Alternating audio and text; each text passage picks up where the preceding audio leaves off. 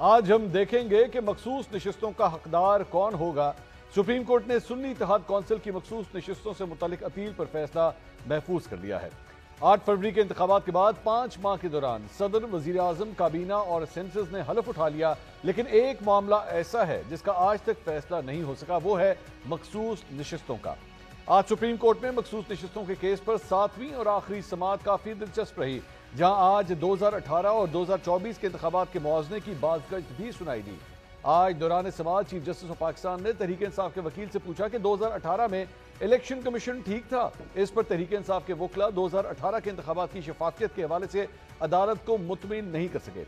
इस मौके पर जस्टिस अतर मिनल्ला का कहना था कि राजा साहब, आपसे भी सच नहीं बोला जा रहा। 2018 में मुस्लिम लीग नून के साथ वही कुछ हुआ जो आज तहरीक इंसाफ के साथ हो रहा है।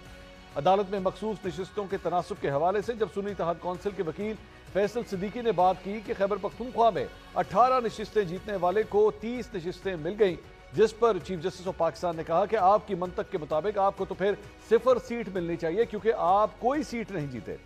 जस्टिस जमाल खान बंदुखेल ने सुन्नी इत्तेहाद कौंसिल के वकील से पूछा कि क्या जमीयत उलमा इस्लाम फे को नशिस्तें नहीं मिलनी चाहिए, जिस पर फैसल सिद्दीकी ने कहा कि इस केस के मुताबिक नहीं मिलनी चाहिए।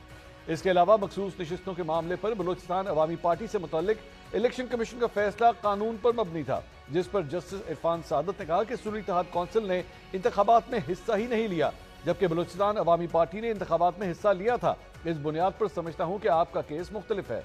दौरान समाअत तहरीक इंसाफ की खवातीन विंग की सदर कवल शोजब के वकील सलमान अकरम राजा ने कहा कि इलेक्शन कमीशन अदालत से रिकॉर्ड छुपा रहा है। इलेक्शन कमीशन ने मुकम्मल दस्तावेजात जमा नहीं करवाए, जिस पर जस्टिस शाहिद वहीद ने कहा कि किसी जमाने में हुकूमत और आईनी इदारे नेक नीति से फरीक बनते थे, अब तो इलेक्शन कमीशन मुकदमा हर सूरत जीतने आया है। जब अदालत ने सलमान अकरम राजा से पूछा कि तहरीक इंसाफ में होते हुए सुन्नी इत्तेहाद कौंसिल में जाना दुरुस्त है, इस पर सलमान अकरम राजा ने कहा कि इलेक्शन कमीशन ने गलत फैसले के जरिए आजाद करार दिया। आजाद करार दिए जाने पर सुन्नी इत्तेहाद कौंसिल में शमूलियत इख्तियार की। इसके बाद इस अहम केस का फैसला अदालत ने महफूज कर लिया। सुप्रीम कोर्ट के 13 रुकनी बेंच का फैसला क्या होगा और इसके मुल्की सूरत हाल पर क्या असरात मुरतब होंगे, हम आज इस हवाले से 5 सवाल पूछते हैं। सवाल नंबर 1, इंतखाबात को हुए 5 माह का अरसा गुजर चुका है। अगर मखसूस नशिस्तें सुन्नी इत्तेहाद कौंसिल और असेंबलियों में मौजूद दूसरी सियासी जमातों को नहीं मिलती तो ये फिर आखिर किसको मिलेंगी। सवाल नंबर 2, चीफ जस्टिस काजी फाइज साहब दौरान समाअत मुतअद्दिद बार रिमार्क्स दे चुके हैं कि मखसूस सीटों का मामला आइन के मतन के मुताबिक देखना चाहिए। अगर सुन्नी इत्तेहाद कौंसिल के अलावा बाकी जमातों को उनकी जीती नशिस्तों से ज्यादा मखसूस नशिस्तें मिलती हैं तो क्या अदालत का यह अमल आइन और कानून के मुताबिक होगा। सवाल नंबर 3, क्या आइन या इलेक्शन एक्ट में इस बात को यकीनी बनाया गया है कि आजाद उम्मीदवार सिर्फ असेंबली में मौजूद किसी सियासी जमात में शामिल हो सकते हैं।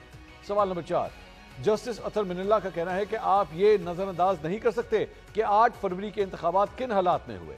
क्या सुप्रीम कोर्ट सिर्फ मखसूस सीटों के हवाले से आइन को देखकर फैसला देगी या इलेक्शन से पहले और इलेक्शन के बाद पैदा होने वाली हकायक को भी मद्देनजर रखा जाएगा।